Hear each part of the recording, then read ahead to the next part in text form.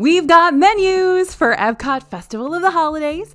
Tiana's Bayou adventure has officially opened in Disneyland. A new Wicked experience has opened at Universal, and Disney quietly made a change to a classic ride that actually makes me a little sad.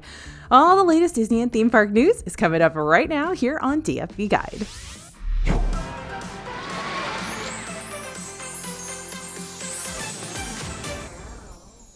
Hey everybody, it's AJ for Disney Food Blog. Happy Saturday.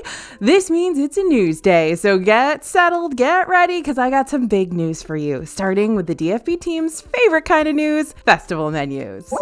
We have some big news about the Festival of the Holidays. Disney announced the full list of new and returning food booths and menus for this Epcot festival. From returning favorite treats to brand new snacks, there's a lot to look forward to this year. Don't forget the festival runs from November 29th to December 30th, 2024. Disney confirmed that Epcot will host over 15 holiday kitchens, those are the food booths, and a brand new gingerbread recreation of Spaceship Earth at Communicore Hall. It's going to be epic, plus the beloved holiday cookie stroll is back with tons of sweet treats to enjoy. From the new experimental prototype Cookies of Tomorrow booth to a lineup of 4 new eats and drinks at the Mexico booth, Las Posadas Holiday Kitchen, there is so much to look forward to, and it's starting to feel a lot like Christmas in Epcot. The iconic massive tree has officially arrived between Port of Entry and Disney Traders as you enter the World Showcase. If you're visiting Epcot, keep your eyes peeled for even more holiday decorations, especially around World Showcase. Each pavilion is decorated according to that country's customs, and it's pretty cool to see. For a full look at everything coming to Epcot's Festival of the Holidays, click the link below. Last weekend was a big weekend for Disney fans. Lots of announcements were made during the D23 Brazil event, which took place from November 8th to November 10th in Sao Paulo. The event included announcements about parks and experiences, as well as a look at upcoming movies and TV shows. First, let's talk about park updates. We got a first look at the characters that are inspiring the new Villains Land that will be built in Magic Kingdom. Even though we don't know how they'll be featured, you won't be disappointed by who's on the list. We can see the Queen of Hearts, Jafar, the Evil Queen, Yzma, Cruella, Captain Hook, Maleficent, Gaston, Mother Gothel, Ursula, Hades, Chernavog, and Maleficent as a dragon. Disney also shared some new concept art for the Pirates of the Caribbean Tavern that's going to be coming to Magic Kingdom in 2025. The concept art is very cool, many details we had not seen before, but what caught my attention immediately was the souvenir skull tiki mug. I will be adding that to my collection. And we got to look at more concept art for the new nighttime parade that'll be coming to Magic Kingdom. Specifically a Moana-themed float. Disney Starlight is a new parade that will debut in summer 2025. Now on to movie news. Mufasa is coming to theaters December 20th, 2024. Disney's Snow White will open March 21st, 2025. Live-action Lilo and Stitch, May 23rd, 2025. And Toy Story 5 is coming to theaters June 19th, 2026. Disney shared a new look at Stitch from the live-action Lilo and Stitch movie, and he's very interesting. We saw a new piece of concept art for Toy Story 5 as well. Buzz, what are you up to? And finally, it was confirmed that Shakira will be back as Gazelle in Zootopia 2, which will be in theaters November 2025. Which one of these movies are you most excited for? Tiana's Bayou adventure is open in Disneyland. The newest ride has officially opened in Bayou country. Tiana's Bayou adventure is now open over there, and there's one question on the minds of many Disney fans. Is it different than the version in Disney World? Well, there are a few key differences, and those start with the queue line. Disneyland's version of the ride takes up a little less space than the ride in Disney World, so the queue in Disneyland has a little less stuff than the queue in Disney World. As far as the ride itself, there is one major difference that might make it better in Disneyland. We've seen a lot of complaints about empty space during the ride in Disney World, and that version lacks pacing. Well, that doesn't seem to be a problem in Disneyland because the ride takes up less space in Disneyland, so there are no kind of dark, empty areas with just a bunch of flowers the way that there are in Disney World. The story is tighter and it flows better. Also, Disneyland's version of the ride has 3 drops, 2 small ones and the big drop.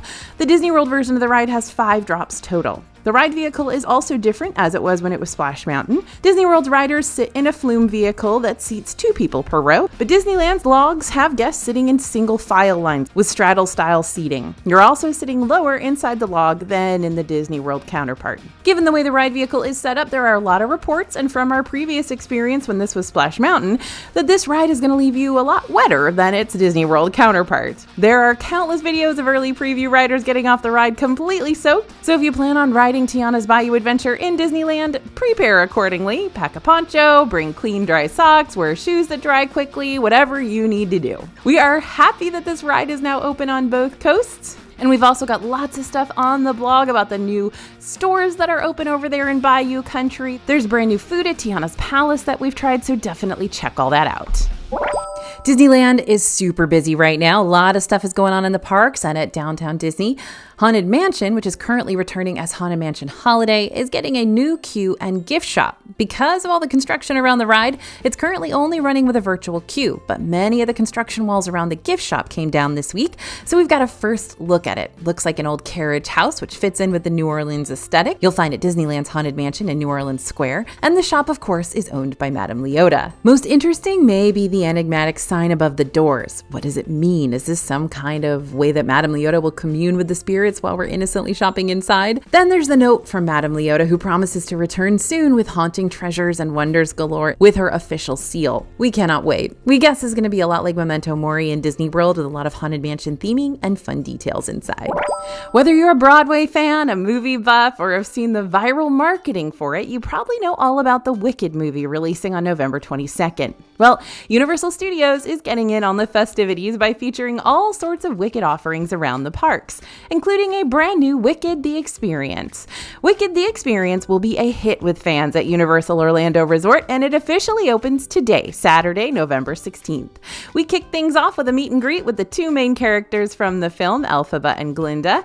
You'll be able to chat and take pictures with these 2 while Wicked the Experience is around. There are tons of costumes and props on display throughout the experience, but not only that, you're going to find lots and lots of merchandise. Of course, everything from apparel and accessories to home goods and more. We were able to try a few of the eats and drinks available throughout Universal Orlando as part of the Wicked event as well, starting with the Avocado Toast. This is an artisan-style black bread with smashed avocado, sweetie drop peppers, pickled onions, and feta cheese. We also tried the strawberry full waffle, a pearled sugar waffle with strawberry whipped topping, strawberry cream crumbs, and sparkle dust. Consider this our official petition to have more sparkle dust in our lives. We had the shimmering spritz to wash it all down and the perfectly pink donut for dessert. You'll find Wicked the Experience inside Universal Studios Florida, just steps away from the front gate. Follow the yellow brick road into the fantastical land of Oz to visit iconic Wicked locations from Shiz University to the Emerald City. Make sure you check out the costume and prop replicas created by the designers from the film that are on display, immersive photo opportunities, spectacular theming, and an exciting variety of new merch, including elevated apparel and home goods, accessories, toys, and more. This year, you can meet Santa Claus in a variety of spots around Disney World, including all 4 parks and Disney Springs. And if you're hoping to see him in Animal Kingdom this year, you should know he's in a new location. And I love it. This is as Dino-Land as Dino-Land has ever been, and I love that they're doing this kind of in Dino-Land's final year. Anyway, for the past few years, you've been able to see Santa on a flotilla, riding along the Discovery River, but this year he has the traditional meet and greet location. He's on the front porch of Restaurantosaurus. The meet and greet area is decked out in dino-inspired Christmas decor, lots of little tiny nods and touches and Dr. Seeker stuff. It's just great. Go in and look around and really enjoy the Imagineering here. It's classic Dino-Land. Santa himself sits on a bench and you can pop a squat down right next to him and say what you want for Christmas, then snap a photo. Of course, he's as friendly and holly jolly as ever. If you want to stop by and see Santa, you should probably check out his show times in the My Disney Experience app. If you search Greet Santa Claus near Restaurantosaurus, a list of available times will pop up for that particular day. He'll be in the park every day from now until December 24th. He's got a big job to do that evening after all. Walt Disney World is always busy during the holiday season, as it is well known for high-quality entertainment and decor and food, but each year the seasonal events get more and more crowded, and it becomes more difficult to simply show up and try to see everything. That's why we've created our Holidays at Disney World guide just for you. In this guide, you're going to find in-depth information on holiday offerings and food, Epcot Festival of the Holidays food booth information, Mickey's Very Merry Christmas Party itineraries and snack guides, a full calendar of events all in one place, which Disney does not provide, and more so you can know what's happening every day of your trip. Grab yours at dfbstore.com, and right now it's on sale, so you're welcome. The Disney Springs Christmas Tree Stroll is back. You can stroll through the Disney decorated trees while exploring Disney Springs and even complete a map for a special surprise. The best part? It's free. All you need to do is make your way over to Disney Springs and you can enjoy 21 decorated trees. You can explore these now through December 30th, 2024.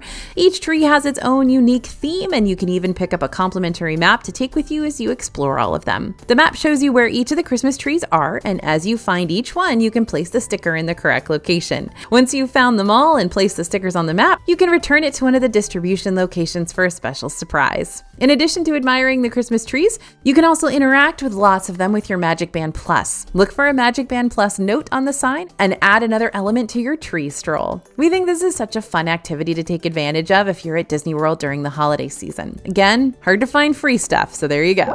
We previously told you about Disney's big announcement about a baby Sumatran tiger recently born in Animal Kingdom. This little baby boy's name is Baxo, and he's playful and curious and also getting a lot of love from his mom, Sony. Now, these two are just living backstage at Animal Kingdom, so you won't be seeing them out in the wild just yet, but if you want to keep up with baby Baxo's progress, you can do so online right now.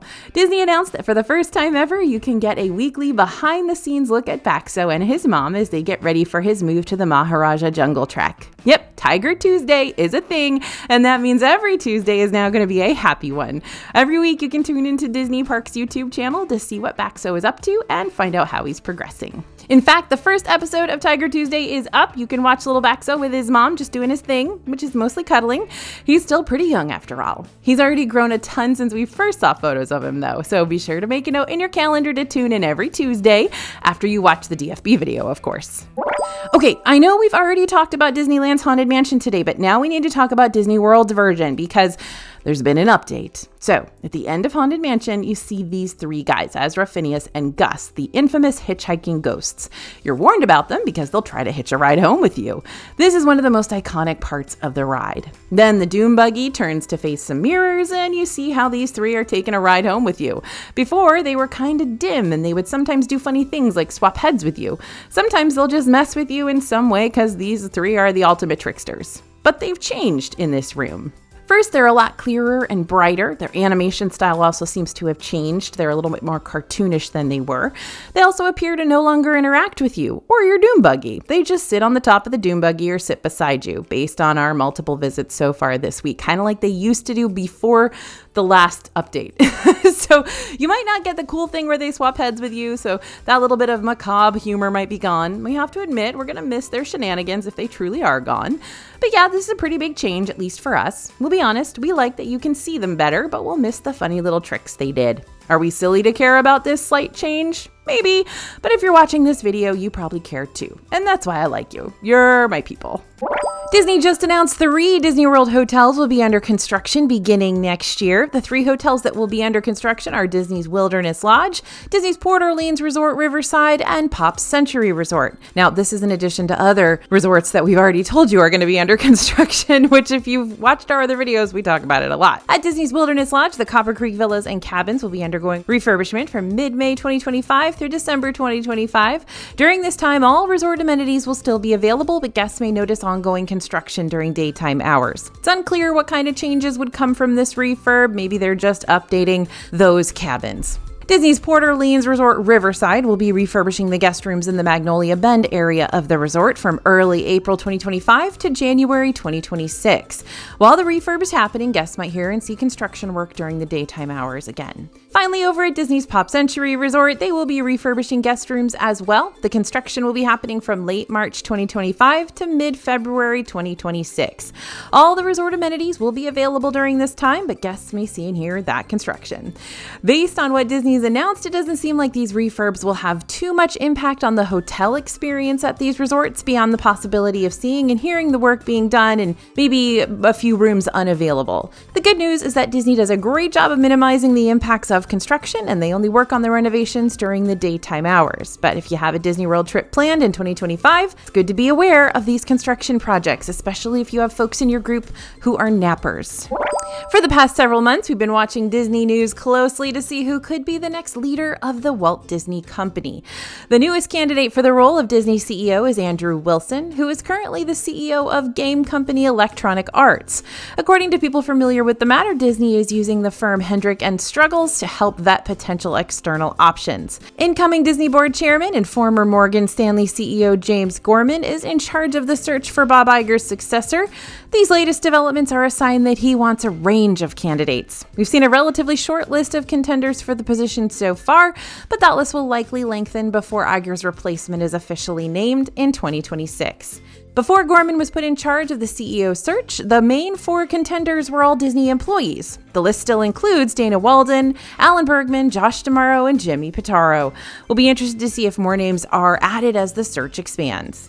Switching gears back to California, downtown Disney's just announced 2 new restaurants coming soon as part of the shopping and dining district's major expansion. First, there's Arthur & Son Steak and Bourbon, which will be a classic steakhouse. It'll offer prime cuts of beef, fresh seafood, sandwiches, and salads, and an impressive selection of bourbon and inventive cocktails. It's also home to a center bar. Next door, you'll find Pearl's Roadside Barbecue, a quick-service restaurant offering pulled pork, beef brisket, smoked heritage turkey with house-made sauces, craft beers, and moonshine cocktails. These 2 restaurants will be built on the former footprint of Tortilla Joe's, and work will begin soon. Outside of those 2 dining options, we also got more details about previously announced restaurants. Parkside Market will open this winter on the west end of the district, and it'll have 4 distinct dining locations under the same roof. We also got a sneak peek at Porto's Bakery and Cafe. At the Bakery and Cafe, you'll be able to pick up signature cheese rolls, potato balls, and other favorite goodies. But if you want an elevated experience, this will be the first Porto's location with sit-down service and a full bar. And speaking of downtown Disney, we knew that several new shops were coming this winter, but now we know exactly when. On December 6, 2024, both Avengers Reserve and the D-Lander shop will officially open for visitors. And the Avengers Reserve will be the perfect place to shop for Marvel fans, of course. You'll be able to shop for comic books, collectibles, superhero apparel, toys, and more. Disney says the collections will be refreshed regularly, so there should be something new each time you visit. That's not all, though. At the entrance to the store, a 9-foot sculpture of the Incredible Hulk will be smashing through the wall with his friend Spider-Man on top of the building. Very cool. The D-Lander shop brings a different vibe to downtown Disney with bright colors and a modern vibe. There will be a lounge area as well as fitting rooms with fun artwork. And this is where you're going to find all your favorite brands that collab with Disney, including Kate Spade, Dooney & Burke. There's even a dedicated Pandora jewelry shop in here. Don't forget, Disney's Wonderful World of Sweets is also opening sometime this winter, but for now, Disney's not said exactly when. This is the Marceline Confectionery refurb. We'll be on the lookout for the news about when it's opening, especially because we need to know when we can grab the Werther's Caramel Popcorn in downtown Disney. The walls around it came down recently, so it's only a matter of time. All right, it's time to hear from you. We reached out to our followers on Instagram to ask, we're thinking about Guardians of the Galaxy Cosmic Rewind, and we want to know, should Disney get rid of the virtual queue? Now, you were divided into one of 2 camps. Yes, it really doesn't need one anymore, and no, I actually like the virtual queue here. Let's face it, virtual queues can feel a bit stressful. Imagine you're getting ready for your Disney World day, your fingers are ready at 7 a.m., and you don't get a spot. Sure, you can hope for another chance at 1 p.m., but the reality of it is that you might not get to ride that day at all, and you worked your whole plan around it. For the 48% of you who voted to do away with the virtual queue, sounds like your main reasons boil down to flexibility and simplicity. Without the virtual queue, you would have the option of hopping in line whenever it suits you. You don't have to worry about 7 a.m. alarms or 1 p.m. rechecks. You'd basically have none of that pressure. Instead, you'd have the old school stand-in-line system that we all grew up with. Plus, some of you feel that Cosmic Rewind has been around long enough, meaning that the initial demand must have cooled down a little bit. So maybe it's time to let it operate like the other popular attractions where guests simply wait their turn. On the other side, we've got the 52% of you who actually like the virtual queue for Cosmic Rewind. For you, the VQ is a way to avoid physically waiting in a long line, which frees up your time to enjoy the other parts of the park. You'd rather snag a virtual spot and use that waiting period to explore, grab a bite, or even hop on more attractions. There's also the element of reduced crowding. With the virtual queue in place, Cosmic Rewind avoids the kind of massive snaking lines we've all seen and dreaded at some of the other popular rides. For you, the virtual queue is Disney's way of keeping things organized and giving everyone a fair shot at riding without devoting a huge chunk of their day to standing in line. I think the fact that 48% of you want the virtual queue gone is pretty significant. Disney's made changes based on guest feedback before, and this nearly 50-50 split might be enough to get Disney to rethink its approach. But whether they stick with virtual queues or lean back toward traditional standby lines, it's clear that we as fans want our voices heard. So with 2025 practically on top of us, who knows what changes Disney might have in store. We'll keep you updated. Now, of course, Disney has its reasons for those virtual queues. Sometimes it just technically doesn't make sense to not have one. But those were just some of your thoughts, and now we want to hear even more from you. Be sure to follow us on Instagram to join in the next discussion. Disney's newest restaurant has added afternoon tea. When the Cake Bake Shop was announced, it was revealed that the restaurant would offer an afternoon tea service, and now we've got the details. The Roses of Gold afternoon tea is now listed on the Disney World website, and reservations can be made by calling this number between 10 a.m. and 4 p.m. or emailing concierge@thecakebakeshop.com. Space is limited and reservations are required. When you arrive for the afternoon tea, a dedicated server will show you a meticulously curated selection of distinguished teas, and you'll be able to try as many as you want. While you sip your tea, you'll get to enjoy the restaurant's homemade scones and the Roses of Gold tray, which is decked out with various desserts and finger sandwiches. The entire experience is $95 per adult and $65 per child, so it's definitely not cheap, but it could be a good experience for a special occasion. We'll make sure to go try this new offering soon and let you know what we think. We've been waiting for an afternoon tea option in Disney World since the tea room at the Grand Floridian Resort still hasn't reopened. And we have even more news about the Cake Bake Shop, by the way, because reservations are now available on the My Disney Experience app. While you don't need reservations to enjoy the bakery at Cake Bake Shop, they are highly encouraged for the restaurant. While previous reservations were only available on OpenTable, we're not seeing them there anymore. You can now book your table on the My Disney Experience app or the website. On the website, simply click Check Available Days, and you can select open options for breakfast, lunch, or dinner. For a look at what this new restaurant has to offer, you can check out our full video already up on the channel. The Sci-Fi Dine-In Theater restaurant in Disney's Hollywood Studios is a one-of-a-kind eatery that transports you to a retro drive-in movie experience, complete with classic sci-fi films and B-movie trailers and seating in car-shaped booths. Now, when it comes to the menu, you'll find that it features your typical all-American cuisine. Stuff like burgers and sandwiches, wings, salads, and a handful of appetizers. But we were on a mission to try 2 new items, the Beamed Up Burger and the Prime Rib Sandwich. The Beamed Up Burger is a double patty smash burger featuring American cheese, shredded lettuce, jalapeno bourbon bacon jam, and house-made burger sauce on a brioche bun for $23. If you're a burger fan, this does not disappoint. The double smash patties are flavorful and juicy, and the quality of the beef is surprisingly good for theme park fare.